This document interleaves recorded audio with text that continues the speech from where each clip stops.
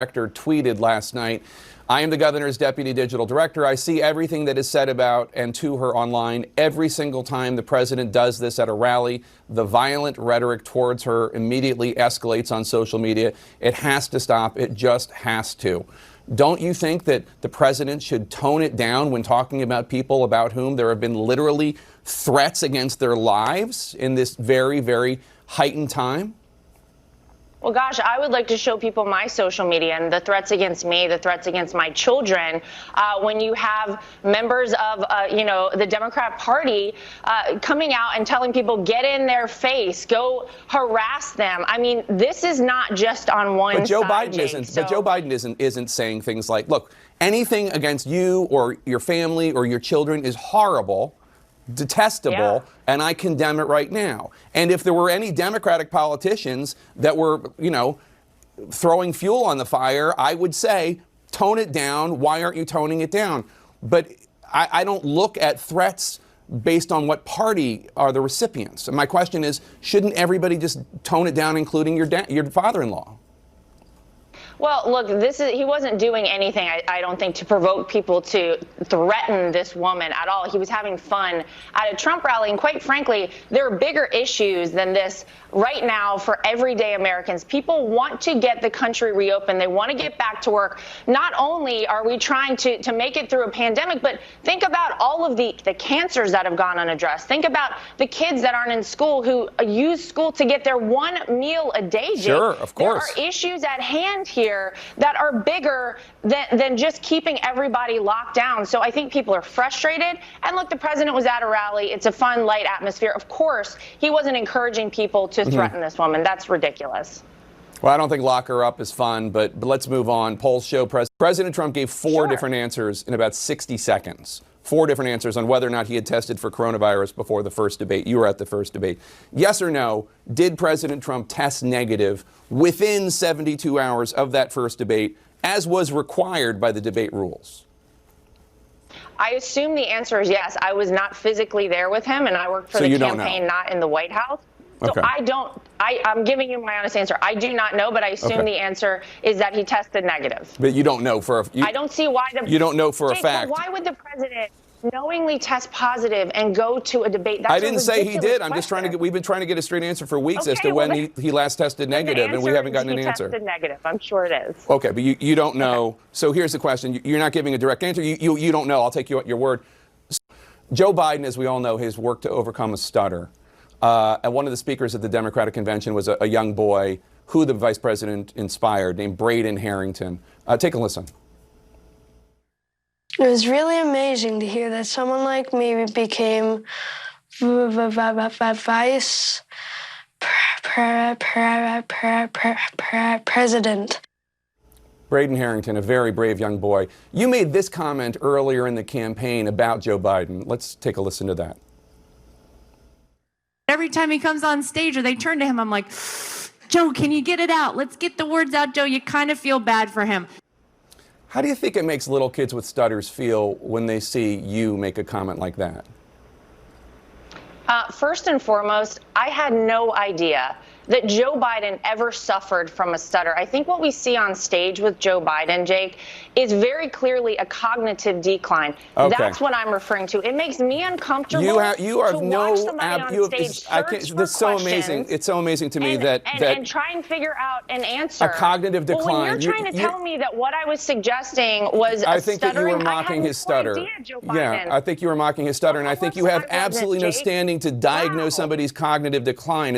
I would think that somebody in the Trump family would be more sensitive to people who do not have medical licenses diagnosing politicians from afar. Plenty of people have diagnosed your father from afar, and I'm sure it offends you. Your father-in-law from afar. I'm sure it offends you. You don't have any standing to say. I'm not diagnosing him. What I'm saying, Jake, you just talked about a cognitive decline. that Joe Biden is I have one last struggling question for you, Lara. You can't times on stage, and it's very concerning to a lot of people that this could be the leader of the free world. Okay. That is all I'm saying. I genuinely feel Lara sorry Trump. for Joe Biden. I appreciate it. I'm sure it was from a place of concern. We all believe that. Lara Trump, thank you so much. Coronavirus cases are back on the rise. So that was Jake Tapper holding Lara Trump 100% to account and her crumbling under that pressure on CNN in that interview. Lara Trump, as you might know, is Eric Trump's wife. That's one of Donald Trump's sons. And she's a spokeswoman for the campaign, at least some of the time. And on every aspect here, she absolutely drops the ball, both in terms of just being plain dishonest, and even when lying, not even really being good at lying. Because, you know, when you're in politics, sometimes when you're a spokesperson for a campaign, even a good campaign, you might have to bend the truth a little bit. That's politics. But when you're speaking for Trump, you have to be good at lying. It's probably the number one skill, is being able to lie convincingly when you're trying to defend Donald Trump. And on 3 issues here, she utterly fails. First, you know, last night we covered it with regard to Ilhan Omar, but it also talked about Gretchen Whitmer, when Donald Trump effectively said that, you know, Whitmer is breaking the law, that Ilhan Omar is breaking the law, and in both cases, there were lock her up chants with regard to these women.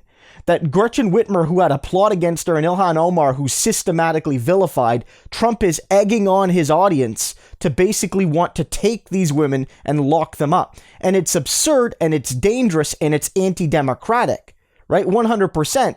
And we know Donald Trump is awful, and none of this is a surprise, but all Lara Trump could say is, oh, he's just having fun.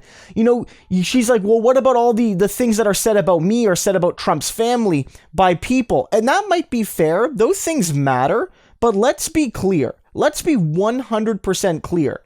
What individual awful people do is wrong, and we should challenge it. But when the president says something, or when the president refuses to condemn actions at his rallies, that is far worse. And there is no comparison between social media trolls on the one hand and the president and his operatives at his rallies on the other. There's no comparison. And related to that, the Trump campaign, and basically the Trump family, because she is Trump's daughter-in-law, won't tell us when he got a negative test, either because Trump isn't giving them the info, or they all have the info and it makes Trump look bad. Again, they won't say, when did he test positive the first time? We know officially it was that Thursday night, right? It was the Thursday night, and then he spent the weekend at Walter Reed. We know that. We know that rough timeline. But let's be clear, there's still a lot of questions if Trump tested positive at the actual debate with Joe Biden. Was he positive then? Was he getting his tests? He was supposed to be tested before entering that debate hall. It was sort of on the honor system. Was he getting tested, and was he positive there? And they won't just tell us no. And I think that the reason is they either weren't testing him because Trump felt he was above science, or he was positive and they didn't want to have to cancel the debate and announce that the president is testing positive on the day of the debate. And so they're lying to the American people. And she's awful here in saying that, because she sounds both like she knows nothing and she's trying to hide something at the same time. And finally, you know, when it comes to the question of Joe Biden stuttering, she absolutely fails on that question. Look, I do think there are legitimate claims to be made about the cognitive health of Trump and Biden. Again, and this is, don't take me out as the messenger. Trump and Biden are seen as mentally unfit by a majority of voters. Both men are. That's just what polling has suggested. But to suggest that, you know, Joe Biden doesn't have a stutter and you didn't know Joe Biden has a stutter is absurd. Look, there are some instances where Joe Biden's gaffes are beyond his stuttering, just like Donald Trump has, you know, many gaffes himself. Man can't walk up a ramp. Man can't walk down a ramp. Man can't hold a glass of water. Let's not make this a contest about mental and physical fitness, Lara. But insofar as Biden has a stutter, it's very real, and it's very disrespectful to make fun of it. As Jake Tapper noted, Joe Biden's stutter has long been a struggle for him. And I think that he's a role model to a lot of people, like that young man who spoke at the DNC, one of the best moments of the DNC, about how Joe Biden has been able to help people. And I think that mocking him for having an inability to speak at times is just cruel. It's 100% cruel. Again, even as someone who does think there are issues with Joe Biden, although Trump probably has even a few bit more. So again, just an awful interview, a 100% awful interview.